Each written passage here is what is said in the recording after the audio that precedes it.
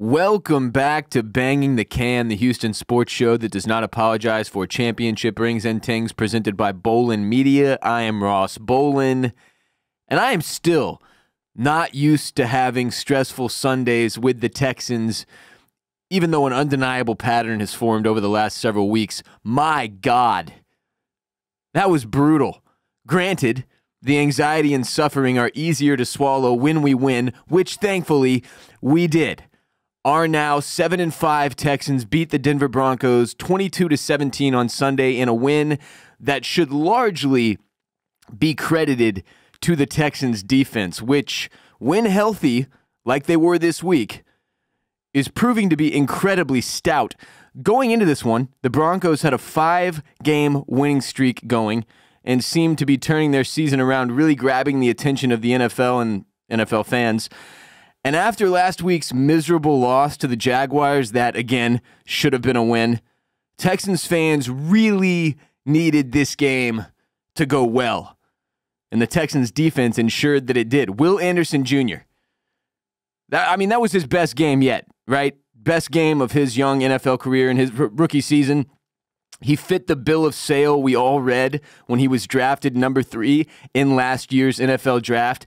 He sacked Russell Wilson twice, but created pressure, really the entire game. He also had 3 solo tackles. He tipped that ball that ended up being Derek Stingley Jr.'s first interception of the day and played a huge role in preventing this game from spiraling out of control for the Texans. Will Anderson Jr. looked like J.J. Watt in his prime against the Broncos, and it got to the point that I genuinely started feeling bad for the dude that was trying to block him because he got so thoroughly outworked and embarrassed. Hell of a game. Enormous game from a kid that looks like he will indeed be a monster in this league for years to come, Will Anderson Jr. Derek Stingley Jr., another number 3 pick in the NFL draft, also had his best game yet, pulling in 2 interceptions, one of which was an absolutely absurd catch that made a lot of people wonder if he'd care to try out as a wide receiver. Stingley now has 4 interceptions over his last 3 games. He also had 4 passes defensed in this one against the Broncos. He looked phenomenal, as did safety Jimmy Ward, who returned to the lineup and made a game-clinching interception on Russell Wilson's final throw in the fourth quarter when it looked like all hell might break loose and we might get fucked out of another game we had no business losing. Shout out Jimmy Ward. This game was once again perplexing and frustrating to watch. We jumped out to a 13-0 lead with a touchdown run from Dameon Pierce and a pair of field goals. We ended up being up 13-3 at the half, and it felt like we should have been up at least 21-3. Just leaving too many points on the field still.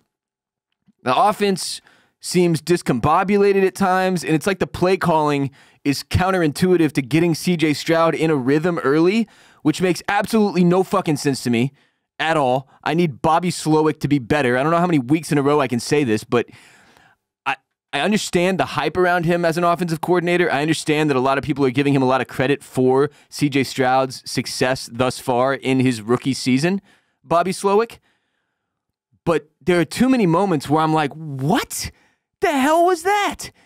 For me to really like what Slowick is doing. I'm sorry if that makes me some kind of an outlier or a hater, but frankly, with where we're at right now, I might hate Bobby Slowick.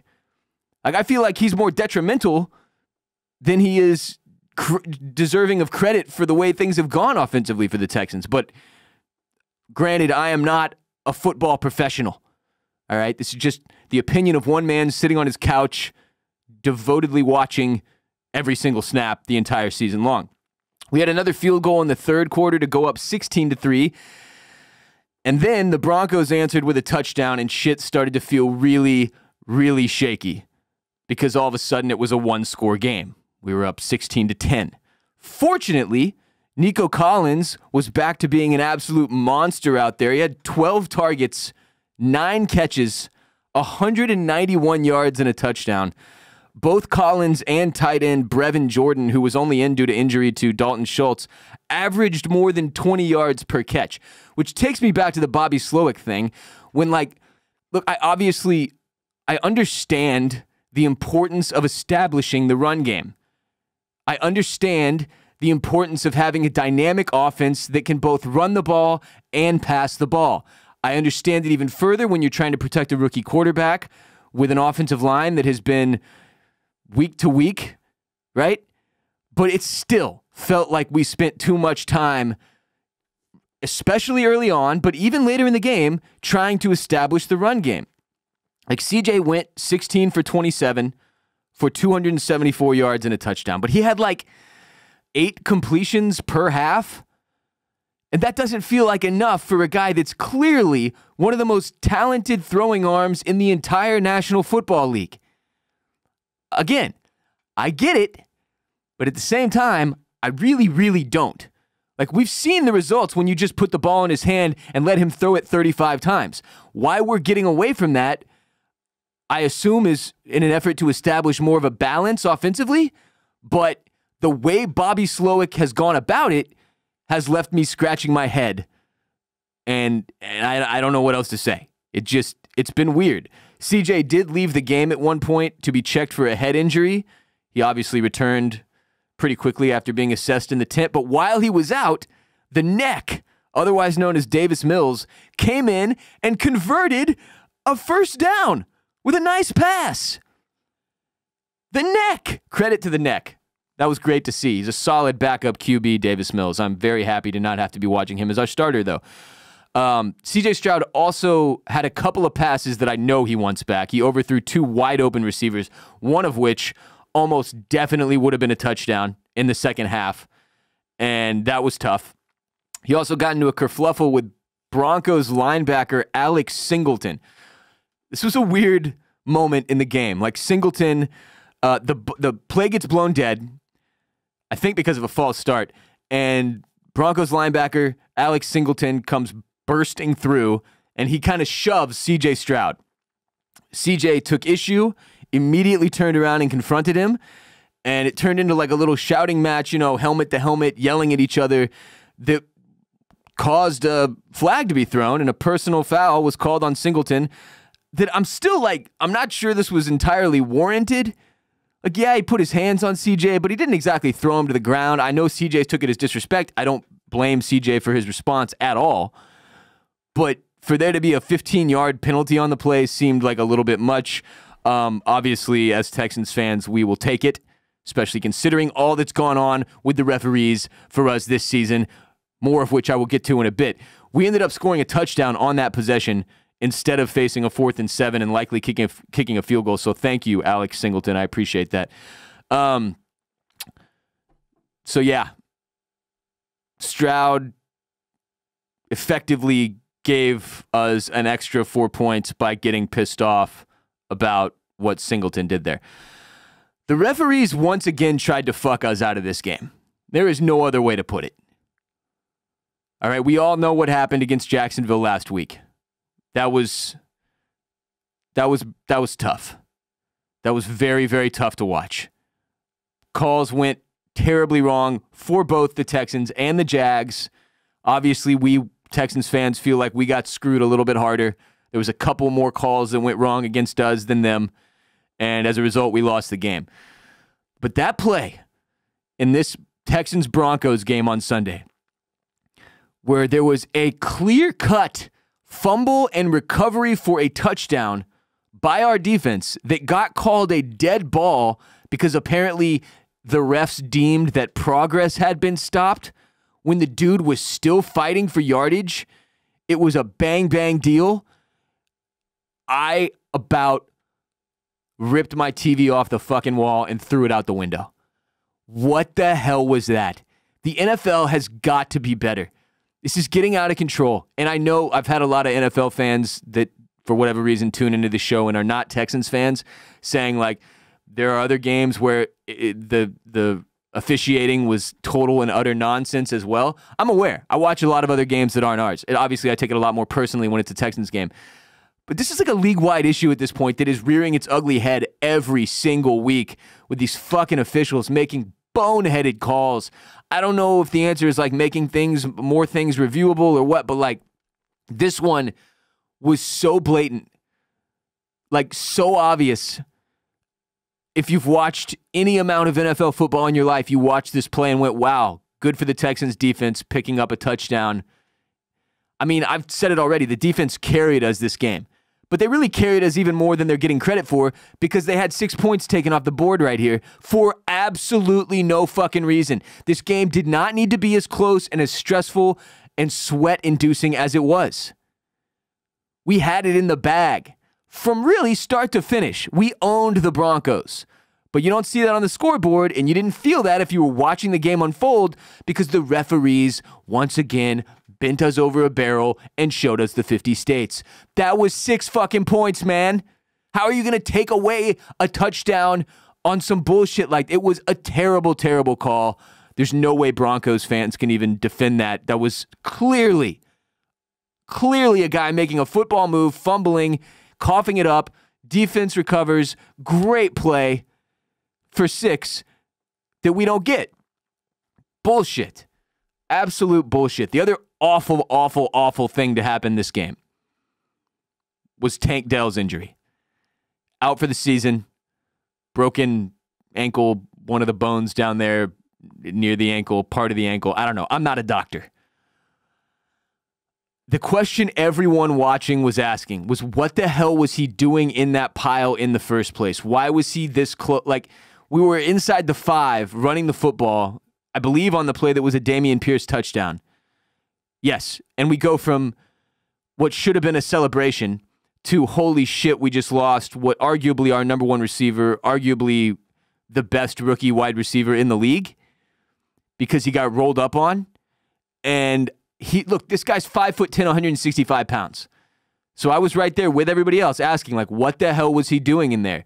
Now, I'm not blaming the coaching staff or the play call or Bobby Slowick or anything like that because it is my understanding that Tank saw somebody to block and kind of ran in. And it's a football play. It happens all the time. Guys get rolled up on. It sucks. It sucks. But for a dude that's 5'10", $165, at least we know now, looking toward the future, like when he's able to return for next season, he should not be allowed to go anywhere near a play like that. Like his block did not cause the touchdown to be, like he didn't like open up the lane or something. Like he's 5'10", 165. I weigh 165 pounds. If I stand in the vicinity of a pileup like that inside the 5 on a running play, both of my chicken legs are going to get shattered. No doubt. Tank Dell shouldn't have been in there. He shouldn't have been near the play. I don't know who to blame. I know we're all angry and looking for someone to blame. I understand that part. I was definitely in that boat yesterday for really the remainder of the game after that happened, and it took the wind out of everybody's sails in NRG Stadium. The fans took a while to get back into the game because it was such a devastating thing to watch. He got carted off. You had Texans players kneeling down, praying around him. It was brutal. It sucked. It was the low point of the game by far. One of the low points of the season by far. I would say arguably the only worse and more terrifying injury for Texans fans would be to C.J. Stroud. But those are the 2 guys that we've fallen in love with the most this season, I would argue. C.J. Stroud and Tank Dell. And obviously their relationship is special. Tank Dell being a U of H guy, we were all aware of him going into the NFL draft, and apparently after they picked CJ up, they asked him, like, who do you want? And he told them to go and get Tank Dell, and that's why we have Tank Dell. And Tank Dell has been a standout, breakout star. Made some truly unbelievable catches, some of which didn't count because the fucking zebras are blind. But more to the point, special kid with a really bright future ahead of him. The remainder of this season is now lost to injury for him, and that sucks. It really, really sucks. That was a tough thing to watch go down. And it was even tougher once I started to realize like the game was sort of slipping away later on. I was like, oh my God, are we going to lose too? And lose Tank Dell and lose to Russell Wilson, who just generally is the biggest cheese dick in the world and I love making fun of, but would absolutely fucking hate to lose to. It was a disastrous game in some ways, even though we got the win. And the biggest reason why is the loss of Tank Dell. Now, that being said, it's something we have to be able to move past pretty quickly as fans, just like the team has to be able to move past it pretty quickly. And one of the ways to do that is by understanding how deep our receiving core is at this point. And it's got to be in part because of how good C.J. Stroud is. We all know that. But the amount of guys on this team between like randoms that I didn't even know existed before this year, like Noah Brown. But with Noah Brown, Nico Collins, Dalton Schultz, who didn't even play, the dude who replaced Dalton Schultz, whose name I'm not even going to remember, Brevin Jordan, he looked awesome.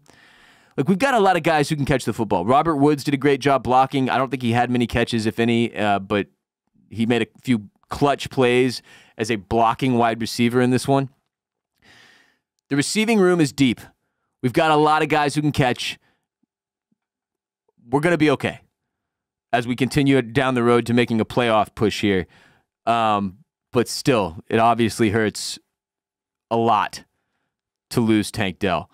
All in all, good win, good team win. Seeing D'Amico and the boys celebrate on the field after the game-clinching interception from Jimmy Ward was awesome. But it was another really hard one to watch, and I'm hoping that this doesn't continue to be a thing. We play the Jets next week. The Jets fucking suck on offense. Everybody knows that. If the Jets can put up more than 10 points against our defense, I'll be shocked. There's no reason we shouldn't win that game. Believe we're going on the road. The Jets don't even know who their fucking quarterback is. So we should be okay there and be able to move up to 8-5, which is a really good record. Look, I said going into the season, and a lot of people said, if we win 6 games, this is a great success, a great step in the right direction. But now we're looking at a situation where we've passed that already, and we've got our sights set on the playoffs. You can't lose to the Jets. You can't. You had to find a way to win this one against the Broncos. You got it done against all odds and all referees. Now you got to go beat the Jets in New York. And that's that. This team is certainly good enough to do it. CJ got a little banged up in this game again. We still got to do a better job protecting him. But all in all, a win is a win. You got to feel good about that. I know I do, especially given the stress of watching this one unfold. To walk away with some positivity was nice. And just hope Tank Dell heals up well, is able to get himself together in the offseason, and come into next year in incredible shape, because he is a superstar talent, and we will need him in the future when I plan on watching this team go on a Super Bowl run with him and CJ Stroud. We don't have a sponsor this week, so today's episode is brought to you by Bolen Media, my startup with several great shows, Banging the Can obviously included, for you to enjoy. My comedy show, The Ross Bolen Podcast, is available wherever you get your can banging in. If you like TV and movies, Oysters, Clams, and Cockles is the show for you, hosted by me and one of my best friends of over 20 years, who is another Houston-grown talent, Barrett Dudley. If you're an F1 fan, Formula Bone provides Bolen Media's premier F1 programming on podcast platforms, as well as youtube.com/@FormulaBone, with over 100,000 YouTube subscribers loving F1 with Formula Bone. We appreciate your support enormously, as our content does not exist without content consumers like you, and I hope you'll continue sharing not only the most unapologetic Houston sports show in existence with your friends and family this holiday season, but all Bolen Media content that you think they'll enjoy, your friends and family, this holiday season. Tell people about the show. Like, share, comment on our social media when you see it. That goes a long way and helps us too. If you're watching on YouTube right now, subscribe, comment, like. If you're listening on Spotify or Apple Podcasts, still go to youtube.com/@BangingTheCan. Subscribe, like, comment. That all helps. We're a small but sturdy team here at Bolen Media, and we need you to help us continue to be able to do what we do. So, great Texans win. Moving on, the Rockets lost to the Lakers on Saturday, 107-97, but the highlight of the game, and the thing I want to talk about today, was Ime Udoka being ejected for telling LeBron James he was acting like a bitch. Look, no disrespect to LeBron. I mean, absolutely no disrespect to LeBron. We know how our relationship as an NBA fan base has gone with LeBron James over the course of his career. Hating him, loving him, respecting him, wishing he'd go away, back and forth. At this point, though, if you're watching the man and you don't at least appreciate what he brings to the table in terms of being an NBA legend and the longevity of his career, I don't know what to do with you. I'm somewhere in the middle. I don't hate LeBron, but I'm not a huge LeBron fan, in part because he always has bitched and moaned more than almost anyone in the history of the NBA. And it's in part because he knows he can. And in part because it works. I can't really blame him, is what I'm saying. That being said, for those of us who are not big LeBron fans, it's our wet dream to be able to tell him to quit acting like a bitch. And Ime Udoka lived that wet dream on Saturday night against the Lakers. He said to LeBron's face, "Stop crying like bitches, man. Stop bitching." And LeBron walked over to him and said, "We're all grown men. That bitch word ain't cool. Don't use it so loosely." And Udoka responded, "What are you going to do about what I said? Walking over here like you're going to do something, soft ass boy." And then he got immediately thrown out of the game. LeBron got issued a technical as well. And it was hysterical. Now, if you watched it live, you obviously didn't know what was said. And even in the hours following on social media, like there was tons of people were posting the clip everywhere, but we didn't know exactly what was said. You could read the soft ass boy part Ime Udoka dropped on him, like you could read it on his lips. But then actual captured audio of the encounter came out, which led to the manuscript I just read you that starts with him saying, "Stop crying like bitches. Stop bitching." You have to remember, Ime Udoka played in the NBA. He guarded LeBron James. He faced off against this guy before. There's probably some degree of history there.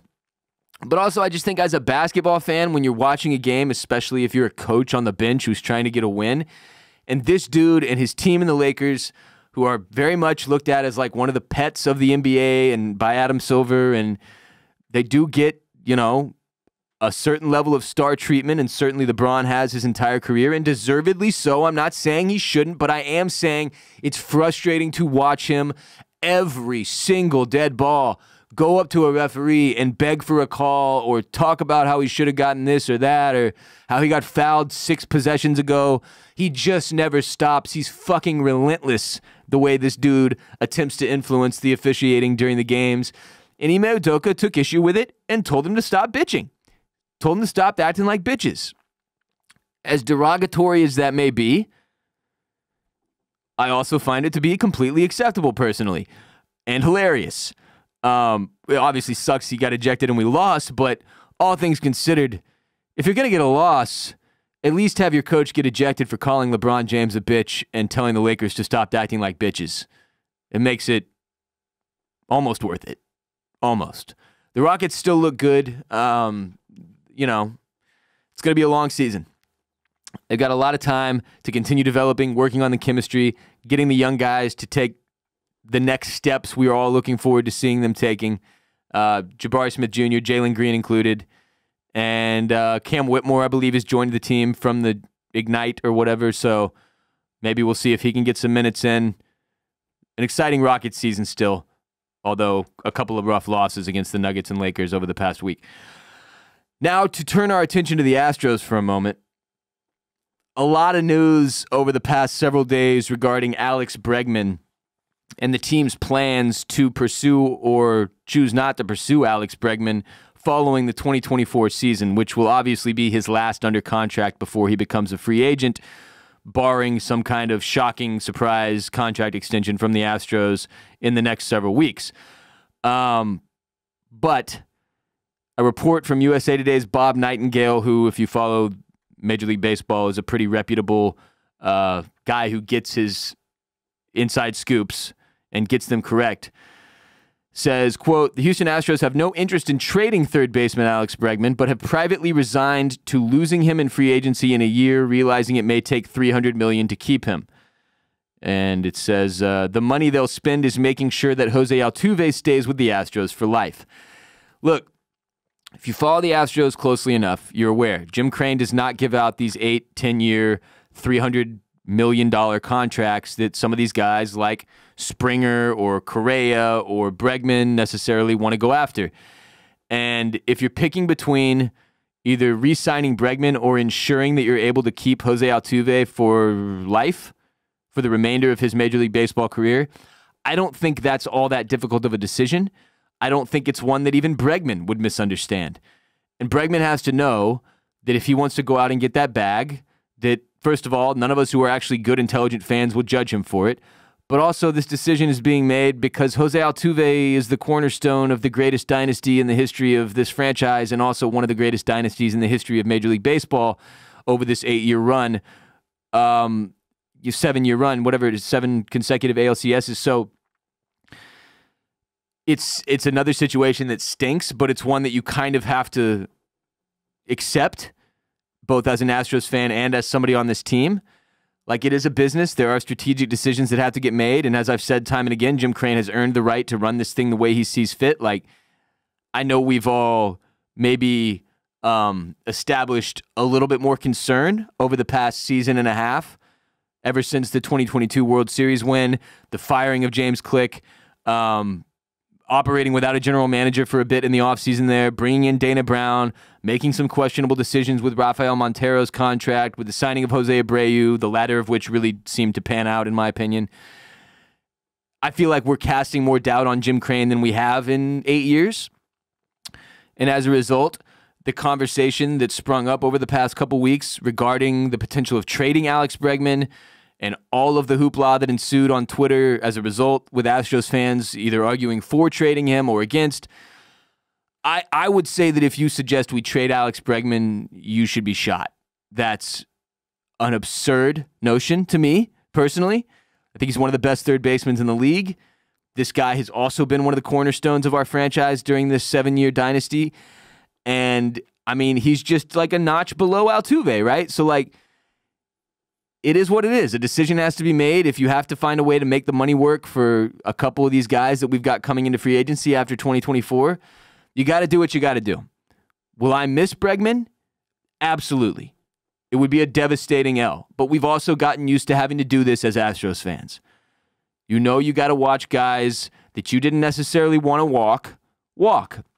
It happened with Charlie Morton. It happened with Springer. It happened with Correa. It happens every season or off season or two, where we have to watch somebody who we have fallen in love with and see as like a part of our family leave. In one aspect, it's just a sign of how good this team and how good this franchise has developed their talent, that these dudes continue to come up for free agency and are that valued by other ball clubs. And it's also a sign of the way that Jim Crane runs things as the owner of the Astros. Which I didn't expect to change all that much when we hired Dana Brown. None of this is in stone yet, but it does seem likely we will be watching what is almost a farewell tour for Alex Bregman in 2024, which should just make all of us appreciate it all the more. So it's something to keep in mind as we look forward to 2024. And I just to say this up front, if you're watching or listening and you're one of these people that's like, oh, these players are so greedy, why don't they take a home team discount and sign for less than they're worth? What the fuck is wrong? Like, that's an insane notion. It's an insane. If the company you work for came up to you and said, Dan, we're going to give you a pay cut. We're going to pay you less money, but we want you to stay here and accept it because you've been here a while and we all love you. Like, you've got one life to live. All right, regardless of pay scale, regardless of if you're grinding for $60K a year or whatever, or you're Alex Bregman making millions and millions of dollars playing baseball, your value is your value. And you go out and you try to achieve maximum value because in the case of Alex Bregman, you're talking about building generational wealth. But in the case of all of us, we're talking about taking care of ourselves and our families. And to ask a man to leave millions and millions and millions of dollars on the table just to stay because you like him is ridiculous. Now, every once in a while, an athlete will do this. And for that reason, they should be commended. But to expect guys to leave money on the table because they want to go out and get a contract that they have rightfully earned with several years of all-star caliber play, is silly. Like, if Breggs wants to go get the bag, like, to let the man eat. None of this has happened yet. Again, it's all speculation, but there is no reason to expect Alex Bregman would go tell Jim Crane and Dana Brown, look, I'll re-sign for less. I don't see it happening. That's not the way their agents allow them to operate. It's a business. They're a business, an individual brand in business, if you have to look at it that way. The Astros are a business, a company. But the players themselves are also worth 3-digit millions of dollars, $100 million you're talking about, right? So, like, in the case of Alex Bregman, if he thinks he can go get 300 M's in free agency, I don't think any of us should be upset with him for trying to go achieve that. Since he's been playing baseball for, 25 years or whatever, not professionally the entire time. I mean, since he was a small kid in an effort to get to this point. So he's one of the best third basemen in the league. If he wants to go eat, you got to let him go eat. It is what it is. Like I said, it sucks. It will stink to watch Bregman walk if indeed that is what happens. But if the alternative is not getting to keep Jose Altuve, come on. This isn't even a choice. This isn't even a conversation. It's just a reality that we have to accept. So I will wish Bregman well if it comes to that. For the time being, this will make me enjoy him even more in 2024 because I think he deserves even more credit than he's gotten for his performance in 2023. He was one of the constants for us, right behind Mauricio Dubon in terms of just you always knew he was there. He was always healthy. He was always making plays. He looked just as good as ever at third base. His arm strength has not faltered at all, and he's one of the most disciplined and effective hitters in the entire league. So a lot of credit to Alex Bregman, and also this is the tough part of being a sports fan. Sometimes you have to watch guys you love go to other teams. We're not there yet, so let's enjoy this last year of guaranteed Alex Bregman, and we'll see what happens. We'll see what happens. I'm also secretly, silently, quietly rooting for Jim Crane and Dana Brown to do something special, break the bank, and keep more of this core together for more years. That would be amazing too. Now, if they have a plan, like a Jeremy Pena-esque plan for how to immediately replace a guy that is a cornerstone walking away, that would be appreciated. But as of right now, it doesn't really look like that's the case. Like our farm team is, I don't know, depleted is the word I would use. We don't know of a third baseman that's lined up to come and take the Alex Bregman throne. And for that reason, that's why I'm secretly, silently, but also speaking into the microphone, rooting for them to do something special and maybe break the bank and do something that's abnormal for Jim Crane and make some fucking magic here, man. Because the thing that I keep telling myself, if I'm in Jim Crane's shoes, we may never be here again. Not with this type of run. Not with this type of talent. Why not go all in? That being said, doesn't seem to be the way he operates. So, kind of much ado about nothing regarding Alex Bregman over the past couple weeks. But turns out, according to Bob Nightingale, that, we may be kind of sacrificing Bregman in order to keep Altuve forever. And I'll tell you this, the one thing that can absolutely not fucking happen is me watch Jose Altuve play baseball while still in his prime for some other team. That will cause me and a lot of other people to go completely fucking insane. It cannot happen. So, again, if the choice is that simple, Altuve or Bregman, what can you say? Shout out to Tomorrow's Retro on Twitter for sending me this CJ Stroud franchise shirt. I fucking love it. At Tomorrow's Retro